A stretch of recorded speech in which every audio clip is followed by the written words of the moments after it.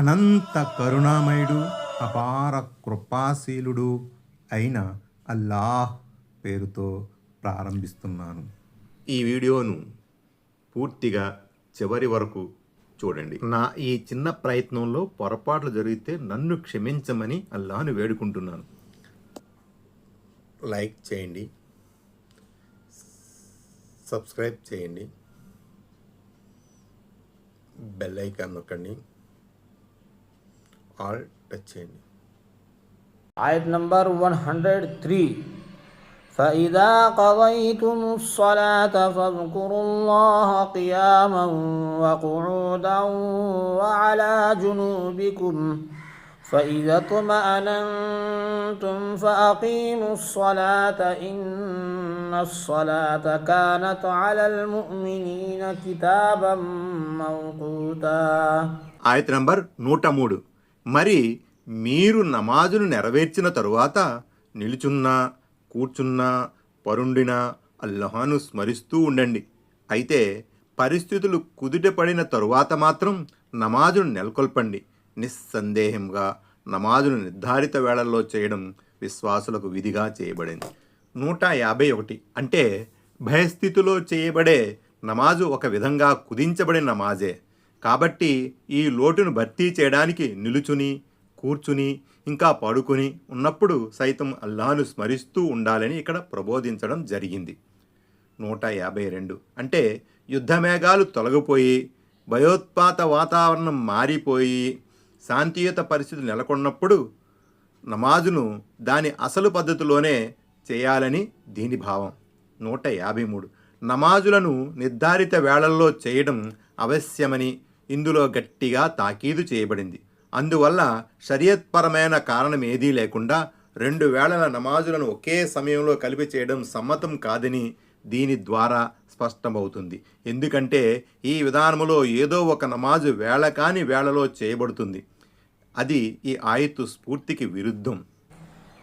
ఆయత్ నంబర్ 104.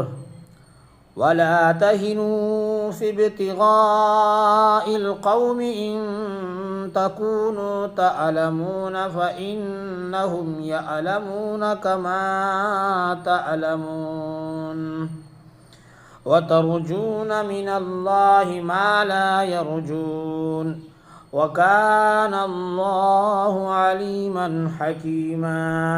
ఆయత్ నంబర్ 104. వారిని వెంబడించడంలో ఏమాత్రము బలహీనతను ప్రదర్శించకండి. ఒకవేళ మీరు అవిశ్రాంతంగా ఉన్నారనుకుంటే మీ మాదిరిగానే వారు కూడా అవిశ్రాంతంగా ఉన్నారు. పైగా అల్లాహ్ నుంచి వారు ఆశించని వాటిని మీరు ఆశిస్తున్నారు. అల్లాహ్ అన్నీ తెలిసినవాడు, వివేచనాపరుడు. 154. అంటే మీ శత్రువును తరిమి కొట్టడంలో ఎలాంటి బలహీనతను, అలసత్వాన్ని కనపరచకండి. పైగా వారికి వ్యతిరేకంగా మీ శక్తియుక్తులన్నిటినీ దారబోసి మరీ పోరాడండి. వారి కోసం అవసరమైన చోటల్లా పొంచి కూర్చోండి.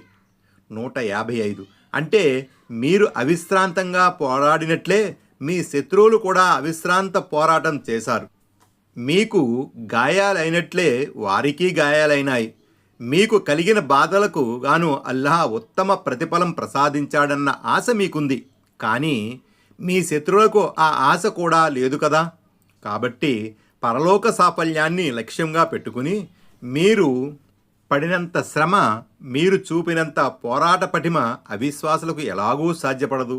కాబట్టి మీరు భీతిల్లకుండా, కృంగిపోకుండా పూర్తి శక్తిని, ఉత్సాహాన్ని కూడగట్టుకుని మీ శత్రువుకు గట్టిగా బుద్ధి చెప్పండి అని ఈ వాక్యానికి భావం. ఆయత్ నంబర్ 105. ఇన్నా అన్జల్నా ఇలైకల్ కితాబ బిల్ హక్కి లితహ్కుమ బైనన్ నాసి ఫీమా అరాకల్లాహ్ వలా తకున్ లిల్ ఖాయినీన ఖసీమా. ఆయత్ నంబర్ 105. ఓ ప్రవక్త, అల్లాహ్ నీకు చూపిన విధంగా నీవు ప్రజల మధ్య తీర్పు చేయటానికి గాను మేము నీ వైపుకు ఈ గ్రంథాన్ని సత్యంతో పాటు పంపాము. కనుక ద్రోహానికి పాల్పడే వారి తరపున వాదిగా నిలబడకు. 156 ఈ ఆయత నంబరు 104 నుండి 113 వరకు అవతరణ వెనుక ఒక సంఘటన ఉంది. అన్సార్ వర్గానికి చెందిన బనీ జఫర్ తెగలో తోమా లేక బషీర్ బిన్ ఉబైరిక్ అనే ఒక వ్యక్తి ఉండేవాడు. అతను మరో అన్సార్ వ్యక్తికి చెందిన యుద్ధ కవచాన్ని అంటే ఇనుప జాకెట్ను దొంగిలించాడు. ఆ విషయం కొంతమందికి తెలిసింది. దానిపై గుసగుసలు మొదలయ్యాయి. దాంతో ఆ వ్యక్తి ఆందోళన చెంది తన దొంగతనాన్ని కప్పిపుచ్చే ప్రయత్నంలో ఆ కవచాన్ని ఒక యోధిని ప్రాంగణంలో పారేశాడు. అంతేకాదు బనీ జఫర్కు చెందిన కొంతమందిని వెంటబెట్టుకుని దైవ ప్రవక్త సల్లల్లాహు అలైహిస్సలాం సన్నిధికి వచ్చాడు. దొంగతనానికి ఒడిగట్టింది ఫలానా యూదుడేనని వారంతా వివరించారు. అయితే యూదుడు కూడా దైవ ప్రవక్త సల్లల్లాహు అలైహిస్సలాం దగ్గరికి వచ్చి తానే పాపం ఎరుగనని వాళ్లే దొంగతనం చేసి తన ఇంట్లో ఆ కవచాన్ని పారవేశారని సంజాయిషి ఇచ్చుకున్నాడు. బనీ జఫర్ బృందం వారి తెలివి మీరిన వారు తాము వాక్చాతుర్యంతో యోధ వ్యక్తినే దోషిగా నిలబెట్టారు. దైవ ప్రవక్త సల్లల్లాహు అలైహి వసల్లం కూడా వారి వాక్పటిమకు ప్రభావితులై అన్సార వ్యక్తిని నిర్దోషిగా ఖరారు చేసి యూదుని నేరస్తునిగా ప్రకటించాలనుకున్నారు. అంతలోనే ఈ ఆయతు అవతరించింది. దీని ద్వారా స్పష్టమయ్యే విషయం ఏమిటంటే దైవ ప్రవక్త సల్లల్లాహు అలైహి వసల్లం సైతం మానవ సహజమైన బలహీనతల వల్ల విషయాన్ని సరిగ్గా అర్థం చేసుకోలేకపోవచ్చు. అదీగాక ఆయన సల్లల్లాహు అలైహి వసల్లంకు అగోచర జ్ఞానం ఉండదని కూడా దీని ద్వారా బోధపడుతున్నది. అగోచరాల జ్ఞానమే గనక ఆయన సల్లల్లాహు అలైహి వసల్లంకు ఉంటే తక్షణం ఆయనకు నిజస్వరూపం అర్థమయ్యేది. కానీ అలా జరగలేదు. అయితే అల్లా తన ప్రవక్తల ద్వారా తప్పు జరగకుండా అన్యాయం జరగకుండా సత్వరమే వారిని కాపాడుతాడు. ప్రవక్తల ద్వారా న్యాయాల ధర్మాల విషయంలో ఎప్పుడైనా కుడి ఎడమయ్యే పరిస్థితి ఎదురవుతే వెంటనే అల్లాహ్ విషయాన్ని విశదపరచడమో హెచ్చరించడమో చేస్తాడు. ఎందుకంటే ప్రవక్త పదవిపై ఉన్న వారి చేత ప్రజలకు లేశమైన అన్యాయం జరగరాదు.